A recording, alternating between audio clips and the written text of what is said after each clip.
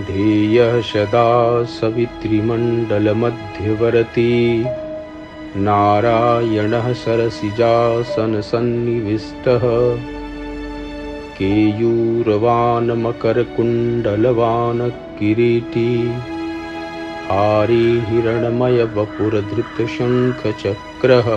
नमस्कार देशवासियों, आप सभी का अभिवादन है। पूरी दुनिया में कोरोना का संकट कहीं पर कम, कहीं पर ज्यादा, कहीं गहराता हुआ और कहीं से जाता हुआ प्रतीत हो रहा है, लेकिन ग्रहों की गति अपने हिसाब से चल रही है। ग्रह अपनी गति से चल रहे हैं। बृहस्पति का राशि संचरण, शनि का राशि संचरण अपनी गति से होगा, अपने नियत समय पर होगा। प्रकृति के अनुसार अगर हम और आप सामंजस्य बनाकर चलेंगे तो कहीं कोई दिक्कत नहीं होने वाली है। यह बीमारी हमको, आपको नहीं, दुनिया के सभी लोगों को बता रही है। हम प्रकृति के अनुसार चलें, प्रकृति के साथ साथ चलें। प्रकृति जैसा निर्देशित करती है, आदेशित करती है, वैसा करें। सनातन धर्म एक मर्यादित दिनचर्या की व्यवस्था देता है। हमको, आपको एक मर्यादित तरीके से, अनुशासित तरीके से रहने की बात कहता है। इस पृथ्वी पर सूर्य को केंद्र मान करके आपके जीवन की सारी दिनचर्याएं नियत की गई हैं, निर्धारित की गई हैं। ध्येयः सदा सवितृमण्डल मध्यवर्ती नारायणः सरसिजासन सन्निविष्टः केयूरवान् मकर कुंडलवान् किरीटी हारी हिरणमय वपुरधृत शंख चक्रः। भगवान विष्णु सूर्य के पिंडात्मक स्वरूप के हृदय में निवास करते हैं, ऐसा हमारे ग्रंथ कहते हैं। सूर्य के दो स्वरूप हैं। एक उसका पिंडात्मक स्वरूप है जिसको भौतिक स्वरूप कहते हैं, और दूसरा उसका चेतनामय स्वरूप है जिसको आध्यात्मिक स्वरूप कहते हैं। तो हम आप लोगों से सूर्य के पिंडात्मक स्वरूप पर आज चर्चा करेंगे, उसके पिंडात्मक प्रभाव की चर्चा करेंगे। आज के आप सबसे वार्तालाप में मैं आपको सिर्फ दो बातें बताने वाला हूं। बहुत अधिक बात आपसे नहीं करूंगा, सिर्फ दो बात कहूंगा जो सनातन धर्म का मूल है, सनातन धर्म का आरंभ है। सनातन धर्म आपको बार बार निर्देशित करता है, बार बार कहता है कि आप अपनी दिनचर्या इसी प्रकार से कीजिए। लेकिन पूरी दुनिया के वातावरण के हिसाब से अमेरिका का वातावरण कुछ और है, यूरोप का वातावरण कुछ और है, अफ्रीका का वातावरण कुछ और है, एशिया के तमाम देशों में अलग अलग वातावरण है। लेकिन हमारे ऋषियों ने एक समग्र चिंतन दिया, समग्र व्यवस्था दिया हमको, आपको। तो हम अपने ऋषियों की दी हुई समग्र चिंतन की व्यवस्था के अनुसार यदि अपना जीवन चलाते हैं तो हम सुरक्षित हैं। और इन्हीं ऋषियों के निर्देश से अगर दुनिया के तमाम देशों के लोग अगर अपनी व्यवस्था चलाते हैं, अपनी दिनचर्या चलाते हैं, तो वो भी सुरक्षित हैं। प्रकृति उन्हें भी कोई हानि नहीं पहुंचाने वाली है।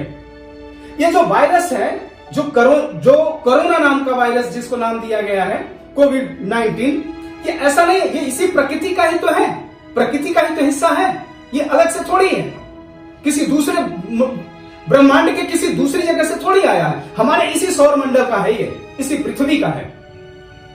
तो प्रकृति स्वयं कहती है कि मैं सभी भूतों को व्यवस्थित तरीके से स्वयं करती हूं। प्रकृति स्वयं इस कार्य को करती है। तो सूर्य के हृदय में भगवान विष्णु का निवास है। भगवान विष्णु सृजन करने वाले हैं, सबका पोषण करने वाले हैं, सबका भरण पोषण को देने वाले हैं।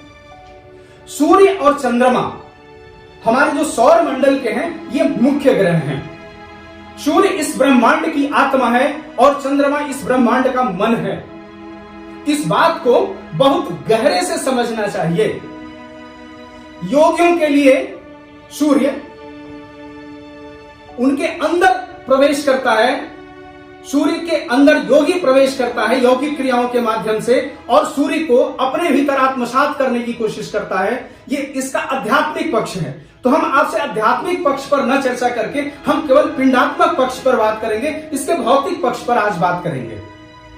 सूर्य और चंद्रमा ये दोनों ही ग्रह इस पृथ्वी पर सार्वधिक अपना प्रभाव रखते हैं। जो क्रियाएं सूर्य के उजाले में हो सकती हैं, वो क्रियाएं रात के अंधेरे में नहीं हो सकती हैं। जो क्रियाएं चंद्रमा की चांदनी कर सकती है, वो क्रियाएं सूर्य की रोशनी नहीं कर सकती है।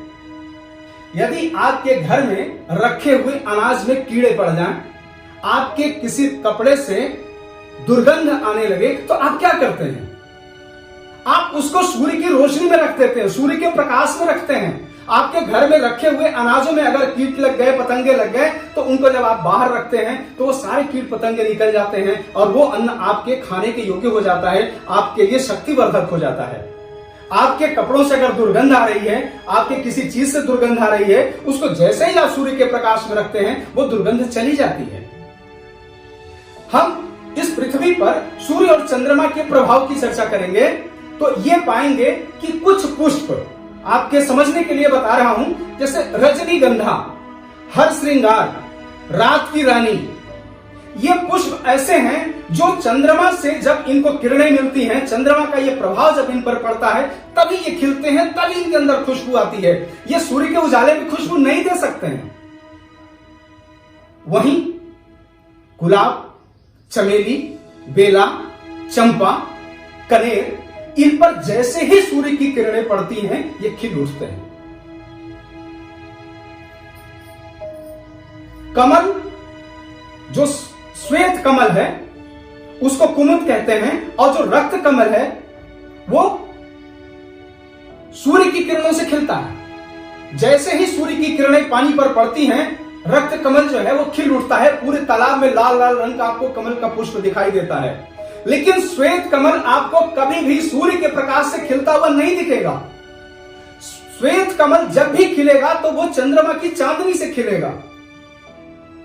सूर्य का प्रभाव अलग है और चंद्रमा का प्रभाव अलग है। तो ऋषियों ने व्यवस्था दिया कि आपको सूर्योदय से पहले बिस्तर छोड़ना है, जग जाना है, उठ जाना है। सूर्योदय के बाद आपको नहीं सोना है। वो इस कारण से बताया है कि जो काम चंद्रमा के प्रकाश में हो सकता है वो सूर्य के प्रकाश में नहीं हो सकता है। आपके भीतर की बहुत सी क्रियाएं ऐसी हैं जो चंद्रमा के प्रभाव से ही होती हैं। जब तक चंद्रमा का प्रभाव रहेगा, सूर्योदय से पहले रात्रि में, रात्रि के प्रहर से रात्रि बीतती हुई जब चली जाती है और जब हमें सवेरे जागरण करना होता है, तो उस समय हम ये देखते हैं कि चंद्रमा जैसे ही अस्त हो जाता है, जैसे ही सूर्य की किरणें आती हैं, हमारे शरीर के भीतर एक परिवर्तन होता है। हमारे शरीर की क्रियाएं ऊर्ध्वगामी होने लगती हैं, ऊपर की तरफ चलने लगती हैं। चंद्रमा जब तक रहता है तब तक हमारे शरीर की क्रियाएं निम्नगामी रहती हैं। हमारे शरीर में पड़ा हुआ मल या विसर्जन करने के योग्य जो पदार्थ हैं वो अधोगामी होने की वजह से बहुत सुगमता से शरीर से बाहर चले जाते हैं। इस कारण से ऋषियों ने व्यवस्था दिया कि आप सूर्योदय से पूर्व उठिए, सूर्योदय से पहले आप अपने दैनिक क्रियाओं को पूरा कर लीजिए, उससे निवृत्त हो लीजिए। यह तो प्रत्यक्ष प्रभाव है। और प्रत्यक्ष प्रभाव मैंने आपको पुष्पों के माध्यम से बताया कि किस प्रकार से चंद्रमा पुष्पों पर अपना प्रभाव देता है। रात की रानी दिन के उजाले में खुशबू नहीं दे सकती है, रजनीगंधा नहीं खिल सकता है, पारिजात का पुष्प दिन के उजाले में नहीं खिल सकता है। उसकी दूर दूर तक खुशबू फैलती है और वो तब फैलती है जब चंद्रमा की चांदनी पाता है।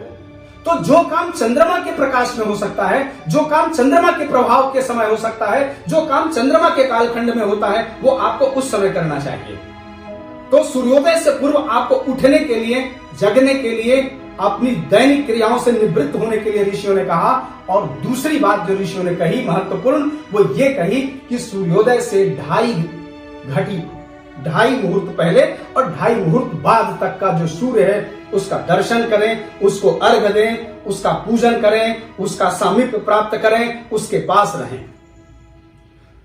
तो आज सिर्फ मैं 2 बातें करने के लिए आया था। आगे के इसी क्रम में ये श्रृंखलाबद्ध तरीके से मैं आपसे बात करूंगा। इसके पश्चात मैं आपको बताऊंगा कि सूर्य किस प्रकार से हमारे पूरे तंत्र को प्रभावित करता है और हमारे भीतर ऊर्जा का संचार करता है। इस ब्रह्मांड में अगर ऊर्जा है, प्रकाश है, देखने की क्षमता है, तो वो केवल और केवल सूर्य के पास है। सूर्य इस पूरे ब्रह्मांड की आत्मा है। इस पृथ्वी पर जो भी जीव है उसके भीतर जो आत्मा है, उसका कारक, उसका कारकत्व केवल सूर्य के पास है। तो आप अपने भीतर की आत्मशक्ति को मजबूत करने के लिए, अपने भीतर की मन शक्ति को मजबूत करने के लिए सूर्योदय से पहले उठिए और सूर्योदय के पश्चात 1 घंटे तक, सवा घंटे तक सूर्य का दर्शन कीजिए, सूर्य के नजदीक रहिए, सूर्य का सामीप्य प्राप्त कीजिए, उसका दर्शन कीजिए और आप अपने जीवन को सुचारू रूप से चलाने के लिए ऊर्जावान होइए। आज बस इतना ही। इसी के साथ आप सबकी मंगल की कामना करता हुआ आचार्य अविनाश राय, प्रयागराज से। ॐ ध्येयः सदा सवितृमण्डलमध्यवर्ती नारायणः सरसिजासनसन्निविष्टः केयूरवान् मकरकुण्डलवान् किरीटी हारी हिरण्मय वपुरधृतशङ्खचक्रः।